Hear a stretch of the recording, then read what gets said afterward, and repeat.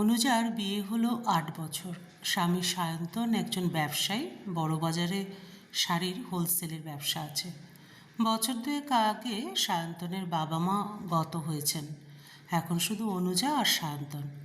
সংসারে ওদের টাকার অভাব নেই, সুখে স্বাচ্ছন্দ্যে আছে।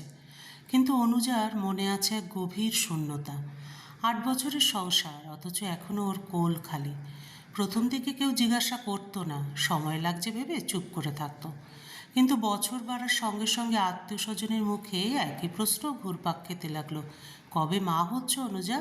নেই নেই করে তো অনেকগুলো বছর হলো বিয়ে হয়েছে। অনুজা প্রথম প্রথম হাসি মুখে এড়িয়ে যেত, কিন্তু ভেতরে ভেতরে ভেঙে পড়তে লাগলো। একদিন বাড়িতে কাকা শ্বশুর, কাকি শাশুড়ি, তাদের ছেলে মেয়ে, বৌমা, নাতি নাতনি সপরিবারে বেড়াতে এসেছে। খাওয়া দাওয়া, আড্ডা, হইহল্লার মাঝে হঠাৎ সায়ন্তনের কাকা বলে ওঠে, আচ্ছা সায়ন্তন, তুই তো খুব ভালোই রোজগার করছিস, সংসারও চলছে ভালোই, কিন্তু একটাই দুঃখ, এখনও তোদের বাচ্চা নেই। আমরা তো অপেক্ষায় রয়েছি কবে দাদু ঠাকুমা হব, কারণ তুই তো আমার আর এক ছেলে। ঘরের সবাই একসঙ্গে তাকালো অনুজার দিকে।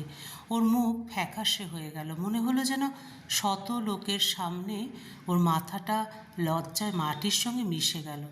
সায়ন্তন তাড়াতাড়ি কথা ঘুরিয়ে দিয়ে বলে, এখন কাজের চাপ অনেক, সময় পেলেই ভেবে দেখব। কিন্তু সেই এক মুহূর্তে অনুজার বুকটা যেন হাহাকার করে উঠল। রাতে শোবার ঘরে সায়ন্তনের কাঁধে মাথা রেখে অনুজা হাউ হাউ করে কেঁদে ফেলে, আমার দোষ তাই না, আমি মা হতে পারছি না।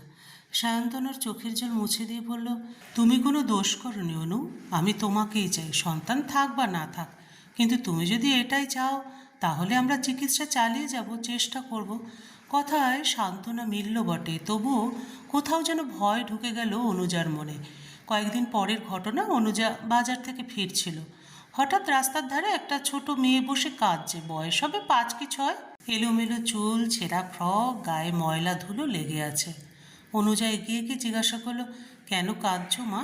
মেয়েটা ভয়ে কাঁপতে কাঁপতে বলল, আমি রাখি, আমার মা নেই, বাবা রিক্সা চালায়, সকাল থেকে কিচ্ছু খায়নি। অনুজার বুকটা হু হু করে উঠল। তাড়াতাড়ি ও ব্যাগ থেকে বিস্কুট, কলা, আপেল বের করে দিল। মেয়েটি ক্ষুধার্ত চোখে মুহূর্তে খেয়ে নিল।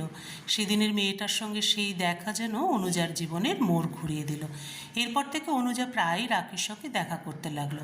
কখনো খাবার দিত, কখনো নতুন জামা কিনে দিত। রাখি হাসতে হাসতে বলতো, তুমি আমার মা হবে? শুনে অনুজার চোখ ভরে উঠত।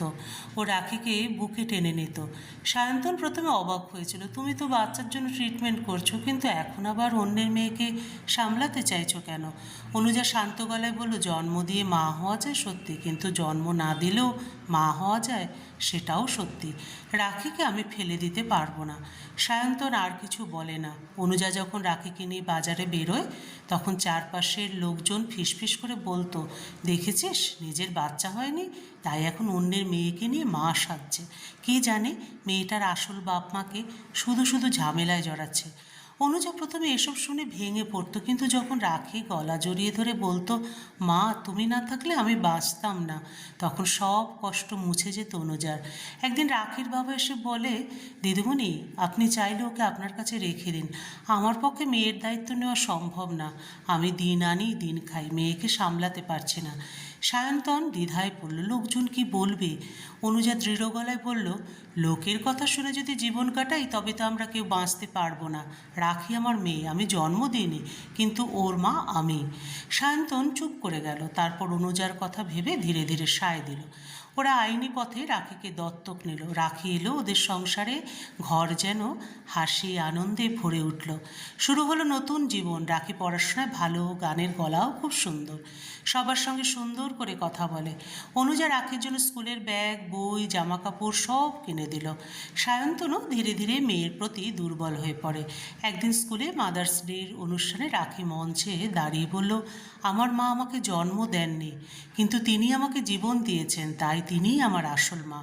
শুনে হল ভর্তি মানুষ চোখের জল আটকাতে পারল না।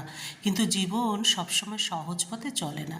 একদিন পাশের বাড়ির এক আন্টি ঠাট্টা করে বলল, ওই রাখি, অনুজা তো তোর আসল মা নয়, দত্তক মা, ভবিষ্যতে তোকে তাড়িয়েও দিতে পারে, তারপর কি করবি তখন? কথাগুলো অনুজার কানে বিঁধল। রাতে নিঃশব্দে কাঁদতে লাগলো। সায়ন্তন ওর পাশে বসে সান্ত্বনা দিয়ে বলে, ভালোবাসা রক্তের চেয়ে শক্তিশালী। তুমি মা, এটাই সত্যি অনু। মানুষ যা খুশি বলুক। সেই রাতে অনুজা প্রতিজ্ঞা করলো যে কোনো পরিস্থিতিতে রাখির পাশে থাকবে। রাখি বড় হতে লাগলো, মাধ্যমিকে ভালো রেজাল্ট করলো, সবার প্রশংসা পেল। অনুজার বুক ভরে গেল গর্বে। একদিন স্কুল থেকে এসে রাখি মাকে জড়িয়ে ধরে বলে, মা, আমি মানুষের মতো মানুষ হব, আমি প্রমাণ করে দেখাবো, তোমার মাথা কখনো নিচু হতে দেব না।